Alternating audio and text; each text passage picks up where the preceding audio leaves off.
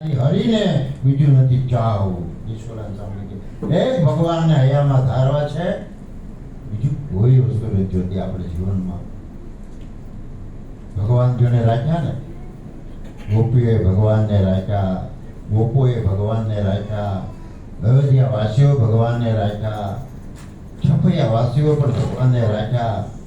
અને સ્વામિનારાયણ ભગવાન વિચરણ કરતા કરતા આપણી ગુજરાતની ભૂમિને પાવન કરી અને પોતાની ગુજરાતની ભૂમિને કર્મભૂમિ બનાવી. અને ત્યાં 49 વર્ષ આ પૃથ્વી ઉપર 49 વર્ષ 2 માસ 2 દિવસ આ ધરા ઉપર રહ્યા. એમાં 29 વર્ષ લગી ગઢડા માર્યા છે. પછી ગુજરાતની ભૂમિમાં ગુજરાતમાં આવ્યા પછી સ્વામિનારાયણ ભગવાન વન વિતરણ કરી લોજમાં આવ્યા. પહેલા માંગરોળમાં આવ્યા હતા અને માંગરોળથી પછી લોજ આવ્યા અને લોજમાં આવ્યા પછી પોતે ગુજરાત મૂકી ગયા નથી. વિચાર કરશો, ગુજરાત મૂકી ગયા નથી. ગુજરાતમાં જ વન વિતરણ કર્યું, ગુજરાતમાં જ વિતરણ કર્યું, ગામો ગામ શહેરો શહેર. આપણા ગુજરાતની ભૂમિ કેટલી આકર્ષણ છે, કેટલી દેવી ભૂમિ છે કે જેને ભગવાનને ત્યાં આવવું પડે. કૃષ્ણ ભગવાનને પણ છેલ્લે જ્યારે યુદ્ધ ખતમ થયા પછી ભગવાન ગુજરાતમાં આવ્યા અને દ્વારકા વસાવ્યું છે.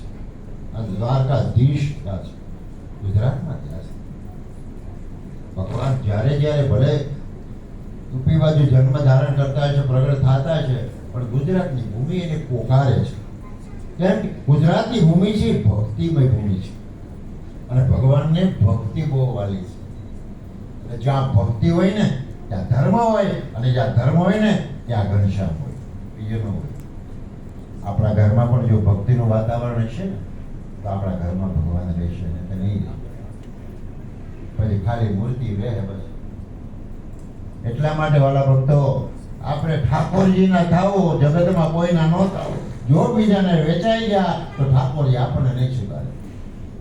હા, એટલું ધ્યાન રાખજો. અને જવાન તળાવ બેઠા તો જવાની આમ રહેવાનું ધ્યાન રાખજો બધે.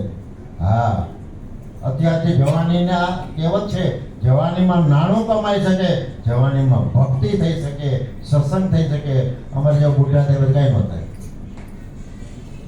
એટલા માટે ભક્તિ છે એ જવાનીની છે.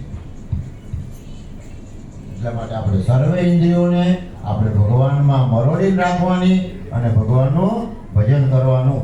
ભજન કરશું તો ભગવાન બહુ રાજી થશે.